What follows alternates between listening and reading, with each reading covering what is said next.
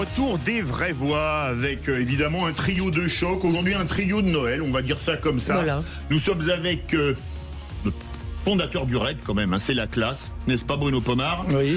On a avec nous Corinne Tapiero et Domenico Cotrone. C'est notre deuxième débat autour de Noël. Est-ce qu'il y a un retour du religieux en France? C'est une période de retour du religieux. Vous dites oui à 82%. Il y avait beaucoup de monde, c'est ce que disait Vanessa dans le premier débat, hier à la messe de minuit. Alors elle était dans le sud de la France. Et nous sommes en compagnie de Frédéric Hermel, journaliste et auteur d'un très beau livre, C'est ça la foi, publié chez Fayard. Frédéric Hermel, bonsoir. Bonsoir Philippe, bonsoir tout le monde. Un salut spécial à mon pote Bruno Pomar que je salue et joyeux Noël à tout le monde parce qu'il faut le dire. J'allais vous dire joyeux Noël. Joyeux Noël, même si vous avez de drôles de relations avec Bruno Pomar, mais cela n'engage que moi. Alors votre livre s'appelle C'est ça la foi. Je vous pose la question. La foi c'est quoi? Sujet de philo, vous avez 4 heures. Eh ben, je vais essayer de faire en 1 minute. Pour moi, la foi, c'est 2 choses. C'est déjà une rencontre. La foi, c'est la rencontre avec Dieu. Alors moi, j'ai eu la tristesse, la douleur de perdre mon père à l'âge de 13 ans, d'entrer dans une phase de dépression absolue, de résultats scolaires catastrophiques alors que j'étais un très bon élève. Et à l'âge de 14 ans, j'ai vu la main de Dieu une nuit venir me sauver, me sortir du trou dans lequel j'étais enfoui. Et cette rencontre avec Dieu m'a permis de reprendre le cours de la vie et d'avoir une vie plutôt heureuse. Donc aujourd'hui j'ai 55 ans, ça s'est passé il y a un peu plus de 40 ans, ouais, il y a 41 ans. Donc la rencontre avec Dieu, c'est déjà la foi. La foi, c'est déjà la rencontre avec Dieu. Alors elle peut être physique, évidente comme dans mon cas, ou pour la plupart des gens, à travers un sentiment, à travers le fait de se sentir chrétien, de savoir que Dieu existe et de communiquer avec lui à travers la prière. Et l'autre, la foi, c'est aussi assumer son identité chrétienne en tant que Français. Voilà, pour moi, c'est ces 2 choses. Nous sommes le fruit aussi d'un contexte et d'une histoire. Ce pays, cette nation est née d'un baptême, celui de Clovis. Ça tombe bien, c'était un 25 décembre. Oui. Il y a 1500 ans. 496, voilà. Je crois. Il y a un peu plus de 1500 ans. Oui. Et on est, c'est assumer cela. Donc c'est une rencontre avec Dieu et c'est aussi être un enfant d'un pays qui est profondément chrétien. Retour du religieux, Bruno Pomar. Ouais, Frédéric, ce qu'il veut dire, c'est que rencontrer la foi ou Dieu, c'est nécessairement avoir vécu quelque chose de difficile, comme tu as vécu une tragédie, ou bien est-ce qu'on peut la rencontrer, la foi et Dieu, de façon tout à fait normale, je dirais. Alors oui, tout à fait. D'ailleurs, moi aujourd'hui, je prie plus pour remercier Dieu que quand ça ne va pas. C'est-à-dire c'est surtout dans la joie et le bonheur que je sens la présence de Dieu.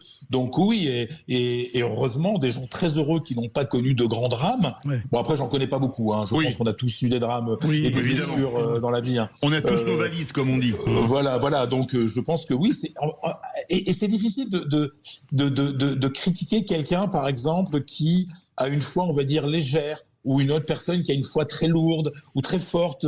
Il y a des gens qui n'expriment pas beaucoup leur foi, et d'autres qui, comme moi, font des livres pour parler de leur foi. Tout est respectable, en fait. Certains ont le foie très lourd en ce lendemain de réveillon. La foi, on ne sait pas. Domenico, c'est votre cas? Alors, non, ça va. Pour l'instant, il va bien. Et je parle de mon foie.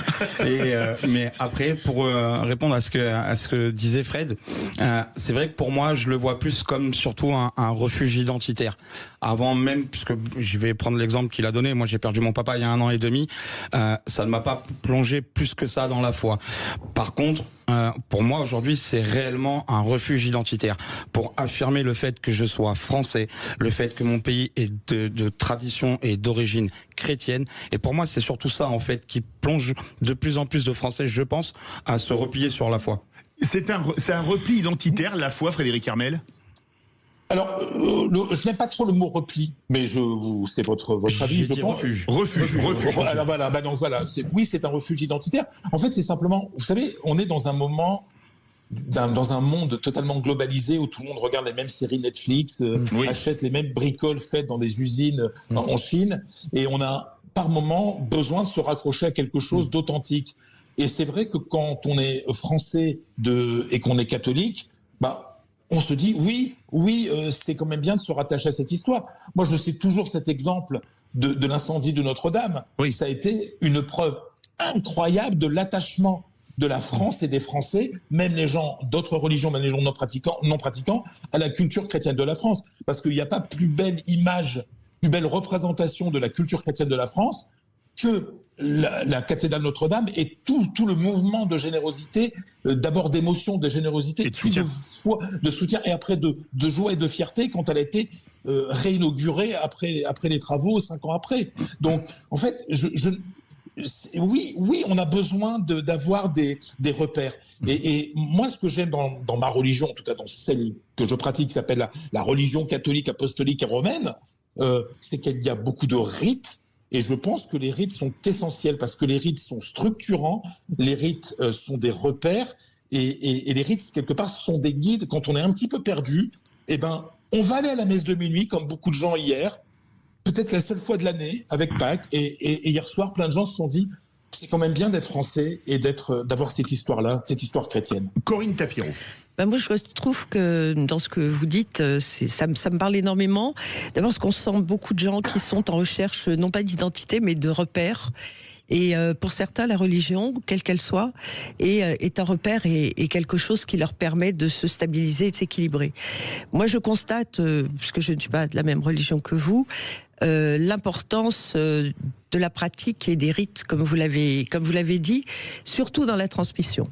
C'est quelque chose d'essentiel parce que lorsque les enfants, nos enfants ou petits-enfants ont été baignés dans une certaine ambiance religieuse ou traditionnaliste, chez les catholiques qui sont baignés dans l'eau bénite pour être baptisés, faut-il le rappeler. Voilà, ils ont une tendance à garder l'essence de tout ça et de le reproduire et d'essayer de s'y attacher et pas trop s'en éloigner. Après, la foi, c'est une affaire qui est très personnelle.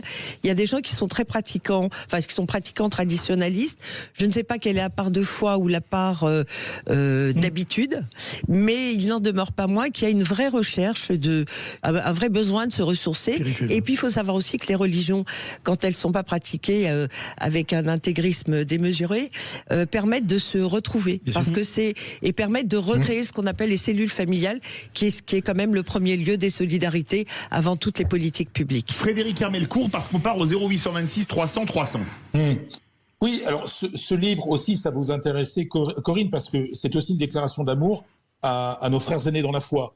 C'est-à-dire que moi, je suis aussi, à un moment, repassé par Jérusalem, par l'apprentissage de l'hébreu, par le chemin des premiers chrétiens qui étaient tous juifs, pour réactiver ma foi chrétienne à l'âge de 40 ans. Donc, et je fais aussi un chapitre sur l'islam parce que moi, je vois que mes amis juifs et mes amis musulmans me félicitent d'avoir d'osé, en tant que catholique, parler de ma foi. Parce que c'est vrai qu'il y a un naturel chez les juifs et chez les musulmans à parler de leur foi et de leur religion, et on a l'impression qu'en France aujourd'hui, c'est un peu compliqué pour les catholiques de s'assumer. On part au 0826 300 300 en direction Cachan. Bonsoir Raphaël, et ça rime, joyeux Noël. Eh bien écoutez, merci Philippe, merci aux vraies voix, joyeux Noël à tous. Et à joyeux Noël. Voilà, c'est important en ce moment de recueillement d'avoir ces paroles de fraternité, de paix. Et le regain religieux, effectivement, s'observe. Alors, non seulement lors des fêtes de Noël, mais plus particulièrement à Pâques.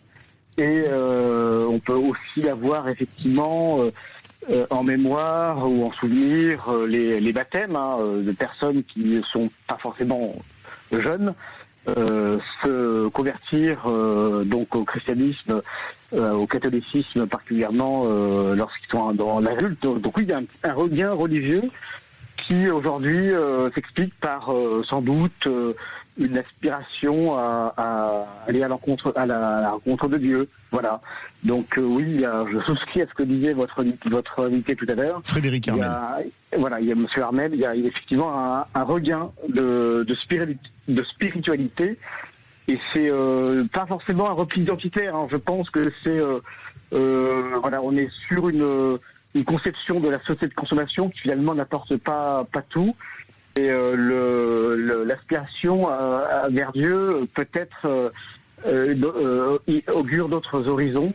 Et c'est bien plus simple d'aller entre guillemets au centre commercial du coin que d'aller à l'église, à la synagogue ou à la mosquée ou au temple, etc. Exactement. Voilà. Je pense qu'il y a un vrai besoin humain de se tourner vers des valeurs un petit peu plus immatérielles, spirituelles, plutôt que de consommer tout venant. Voilà, un mot très Merci Raphaël de Cachan. Un mot très court et la conclusion à Frédéric Hermel. Oui, juste une question à Frédéric.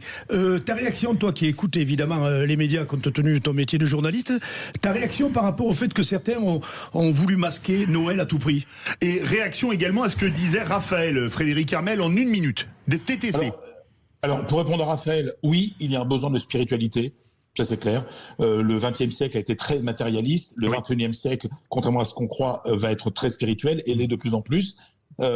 Concernant les gens dans les médias ou les associations qui se battent contre les crèches, etc., en fait, je pense sincèrement qu'ils aident les chrétiens de ce pays. Parce qu'en fait, ils créent un sursaut. Oui. Même les gens qui ne pratiquent pas leur religion, qui ne revendiquent pas leur religion catholique, ça les énerve tellement d'être attaqués que ça réveille quelque chose en eux. Absolument. Merci beaucoup et encore joyeux Noël à Frédéric Hermel, auteur d'un très beau livre. C'est ça la foi, publié chez Fayard, et un livre qui met parfois la larme à l'œil, je tiens à le dire, parce qu'il a raconté une partie de son vécu et c'est vraiment des moments très très forts. Oui Corinne, très court, 10 secondes, 5 secondes. Non mais ce que je voulais quand même le remercier d'abord parce que c'est assez rare de vouloir parler de sa foi dans un pays où la religion catholique a été ringardisée depuis 40 ans. Hein. C'est tout à fait vrai. Merci à vous Frédéric et encore joyeux Noël et bravo pour cet excellent ouvrage.